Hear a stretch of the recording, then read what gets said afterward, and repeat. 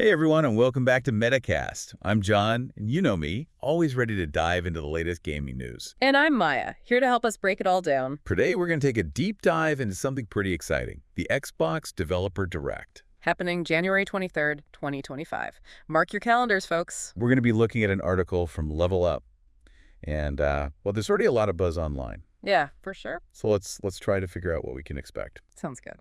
Okay, so to start, Microsoft is using this live event to show off the games coming to Xbox, PC, and Game Pass in 2025. Right, and that Game Pass inclusion, that's huge.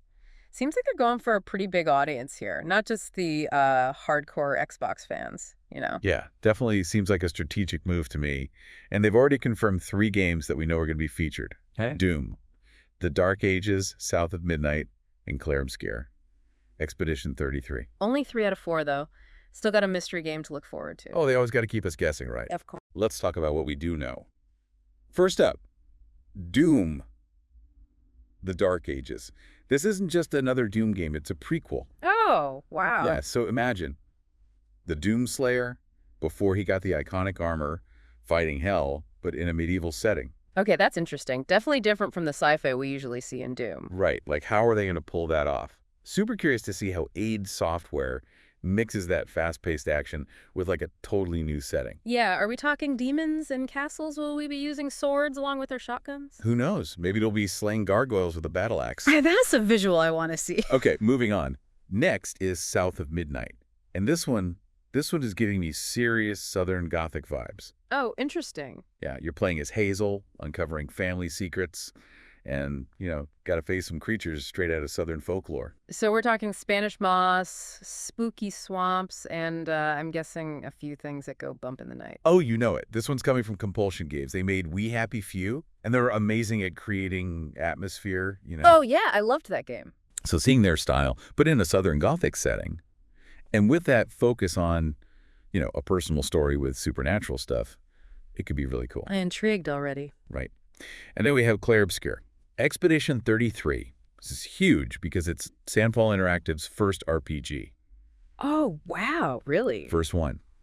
They're known for other genres, so this is their chance to show us what they can do with a genre known for, like, really deep stories and complex worlds. Right? For sure. That's a big challenge. Makes you wonder if they'll go for a massive epic or something more focused, like, on the characters. It's going to be interesting to see what they do. So we've got a genre-bending prequel, a Southern Gothic mystery, and a studio's debut RPG. The question is, why should anyone care about all this? Well, think about it. This isn't just about 4 games. This event is a peek into how Xbox is planning for the future. Like, what kind of games are they focusing on? What are they trying to do with Game Pass? This event might give us some answers. Yeah, exactly. It's about seeing the bigger picture. And if you're thinking about watching it live, It's all happening January 23rd. You can catch it on Xbox's YouTube, Twitch, and Facebook channels. They're making it easy for everyone to tune in. Yep. All right, so 3 confirmed games, a mystery game waiting in the wings, and a chance to see where Xbox is heading in 2025. Definitely a lot to think about. For sure. You know what I think is really interesting? Like, why do these developer direct things even exist? It's not like, they just want to drop trailers and run. Yeah, there's got to be more to it. It feels like, I don't know, a more direct way for the developers to connect with us. Yeah, show off their passion projects. Exactly. And I think Level Up kind of touches on that too, like going beyond just listing the games. They're giving us some insight into what to expect. Like with Doom, The Dark Ages. All right. We talk about it being a prequel, but it's almost like, I don't know, a genre mashup, right? Oh. Medieval Doom. How crazy is that? It is kind of wild. Gotta give Ant Software props for trying something new. Yeah, definitely. I mean, think about it visually, right? Instead of Mars, we're getting Gothic castles. Oh, for sure. And the demons, what are they going to look like? Yeah, instead of Koto demons, maybe we'll be fighting like gargoyles or something. Right. I'm all for it. It's risky, like a lot of game series just stick to what they know. Yeah. But this feels like a way to, keep things fresh. Totally agree. Okay, on to something completely different. South of Midnight. Still getting those Southern Gothic vibes. Oh, yeah, super strong. I'm talking Spanish moss, family secrets, like that whole mysterious atmosphere. And who better to make it than Compulsion Games? Right. They nailed the creepy vibe in We Happy Few. They did. So I'm excited to see how they apply that to Southern Gothic, with all the folklore and and horror elements and stuff. It makes you wonder how they'll tie the setting into the actual gameplay, Oh, for sure. I'm thinking like maybe the environment plays a role in the puzzles or something. Or maybe the creatures, drawing inspiration from actual Southern folklore. Oh, yeah, good point.